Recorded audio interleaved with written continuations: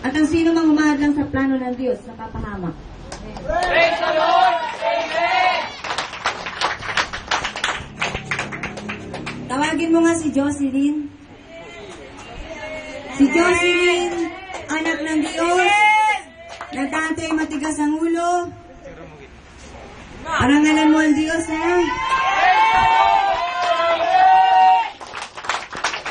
Gusto lamang ipaalam sa inyo ng Espiritu ng Diyos na dito binabago kahit na napakalalim ng problema. Si Jocelyn may problema, hindi niya kaya sabihin sa mga magulang niya. Ang problema niya, sarili niya. Marami siyang hinahanap sa buhay. Hindi siya nagtapat sa lingkod, pero ang Espiritu ng Diyos, taglay ng lingkod, kaya alam ng lingkod.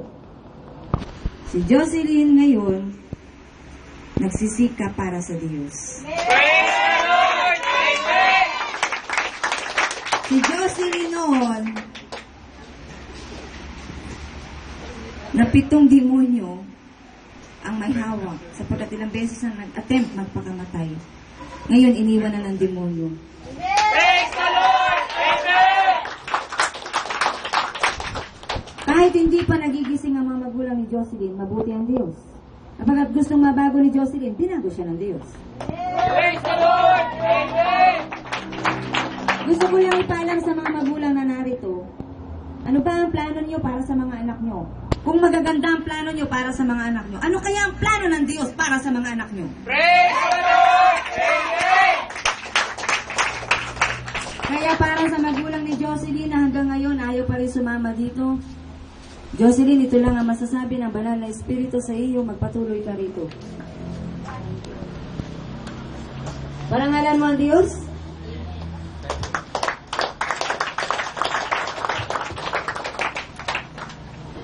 Dahil sa pagbalik ko sa gawain na ito, naitama ko lahat ng pagkakamali ko. At kung hindi dahil sa Kanya, malamang patay na ako ngayon. Praise the Lord! Amen! Ilang beses ka nag-attempt mo pagkamatay, Jocelyn? Marami na po. Anong ginagawa mo pag gusto mo magpakamatay? Nalaslas po. Ano? Blade. Saan? Sa perso po. Purihin ang Diyos! Praise the Lord! Amen! Wala kayong karapatang kunin ang buhay na ang Diyos ang siyang nagbigay. Praise the Lord! Amen! Si Jocelyn, hindi alam ng mga magulang kung paano tutulungan. Pero dahil ang Diyos ay mabuti, niligtas si Jocelyn. Praise the Lord! Amen! Sa mga bagong kabataan na narito, huwag na kayong magpasundo pa, huwag na kayong magpa-text pa. Pumunta na lang kayo dito, huwag kayong mahiya tuwing linggo. Welcome na welcome kayo dito. Praise the Lord! Amen! Kayo na nangangarap na magagandang bagay, kayo na mga may mithiin sa buhay, na gumanda ang buhay, ang magbibigay niyan ay Diyos. Praise the Lord! Amen! Kayo ang magpasimula ng bagong bayan ng Diyos. Praise the Lord! Amen!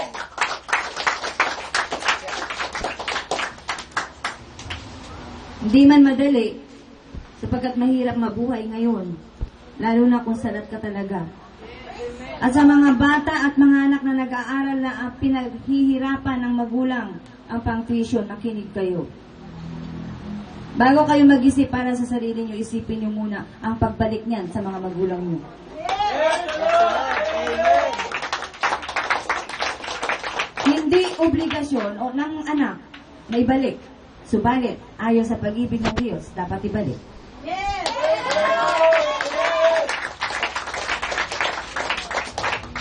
Bago kayo mag-isip, lumagay sa tahimik, mga anak, kapag kayo ay nagkaroon na ng hanap buhay. Ibalik nyo muna sa inyong mga magulang ang dapat ibalik na pagmamahal bago kayo humanap na makakapareha sa buhay nyo. Praise the Lord! Amen! Sa takdang panahon, darating yan, ang Diyos din na magsasabi, anak, ready ka na? Physically, emotionally, spiritually, pwede ka na humanap ng kapareha mo. Praise the Lord! Amen!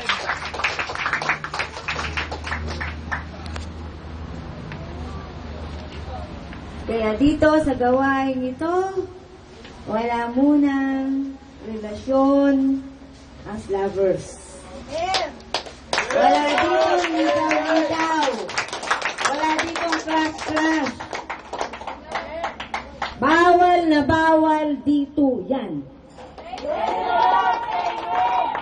Kaya kung may crush man kayo, Diyos na lang ang kausapin nyo.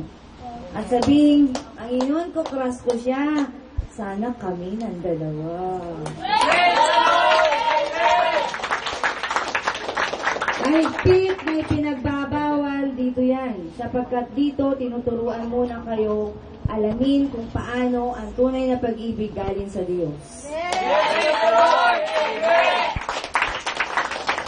Para hindi dumating sa punto na kapag kayo ay nagkaroon na ng kasama sa buhay, saka pa lang kayo mag-iisip, siya na kaya? Siya na kaya ang para sa akin? May 5 ng anak, tatanungin pa ko, siya na kaya?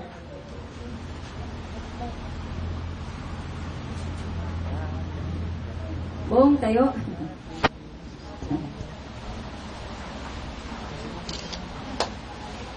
Bong, halika.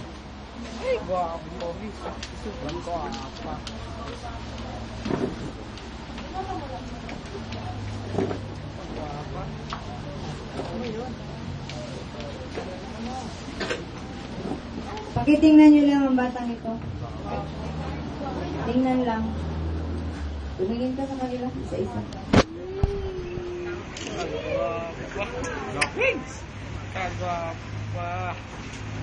Si Pong maraming pagdaramdam. Kilala niya si Jesus. Subalit naguguluhan siya. Gusto niya nang maglingkod. Tanungin niyo kung totoo. Gusto ko na maglingkod kay God. Praise the Lord! Amen! Ang Diyos kailanman hindi nang bibigo. Praise the Lord! Amen! Ilang taong ka na, Bong? 14 po. Ang desire ni Bong na maglingkod ay mangyayari, mag-umpisa siya sa loob ng bahay nila. Praise the Lord! Amen! Di man madali, pero ibibigay na ng Diyos yung desire niya. Praise the Lord! Amen! Ang nanay man umiiyak, ang nanay ni Bong umiiyak. Alam niyo ba kapag mayroong nanay na ang anak ay pare, umiiyak din yung nanay. Si Bong hindi lang basta pare, pagiging prophet pa siya. Praise the Lord! Amen! Ang prophet, alam niyo, mahihingi niyo lahat ng advice. Lahat ng mga karaingan niyo pwede niyong ilapit sa kanya. Darating yun sa buhay ni Bong. Praise the Lord!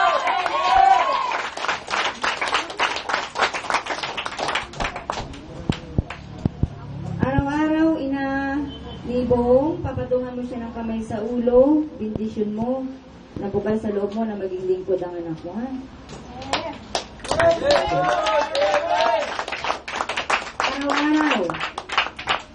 Para hindi mabigatan si Bong, pagkat di niya naiintindihan, ang tema ng paglilingkod ay sacrifices. No? Sacrifice. No? Praise the Lord! Amen!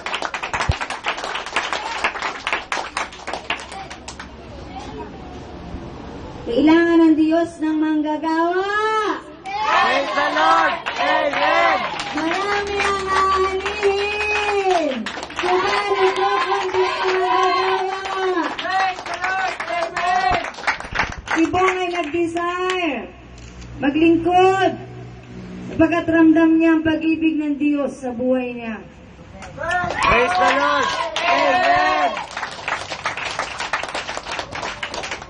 Ang babaeng ito, na narito sa gitna ninyo, nag-desire din.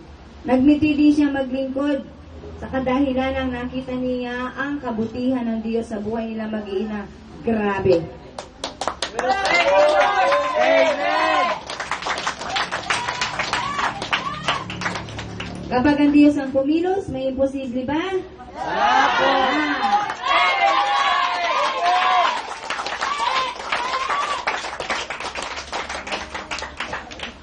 Alam mo, Kim, gusto na umuwi ni daddy mo. Naiingayan sa'yo. Purihin ang Diyos! Praise the Lord. Amen. Makinig kayong lahat. Bata, nanay, tatay, lola, makinig kayo. Alam niyo bang ang Diyos maraming nakahandang biyaya?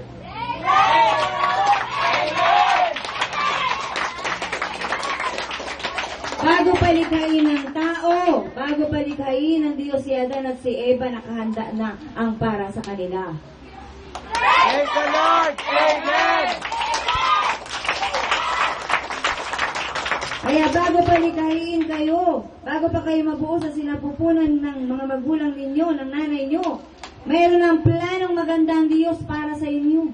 Praise the Lord. Amen. Kaya matuto kayong mag-submit sa Diyos ng mga plano nyo. Panginoon, ito ang plano ko. Ito ba ay ayon sa plano mo? Praise the Lord. Amen.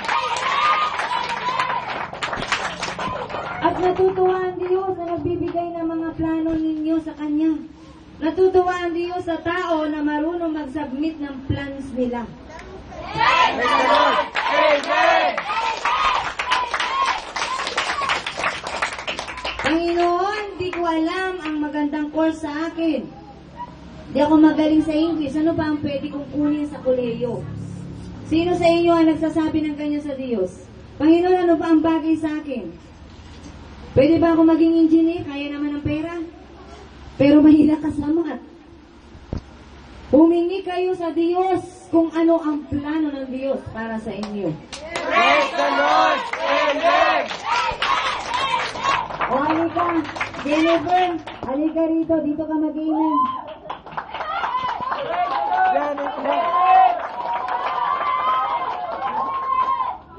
Si Jennifer, ang ganda ng name niya, di ba? Jennifer, babaeng babae. Pero dahil si Jennifer lumaking may galit sa dibdib, kaya naging matigas siya. Kaya naging ano siyang lalaki. Marami siyang galit sa dibdib. Kaya gusto niya lagi nanununtok. Galit siya sa paligid. Lumaki siya, nakikita niya ang galit sa paligid. Ngayong narito na siya sa Diyos, gusto niyang baguhin ang katawan na nahihirapan naman siya. Ano ang gagawin ninyo para matulungan si Jennifer?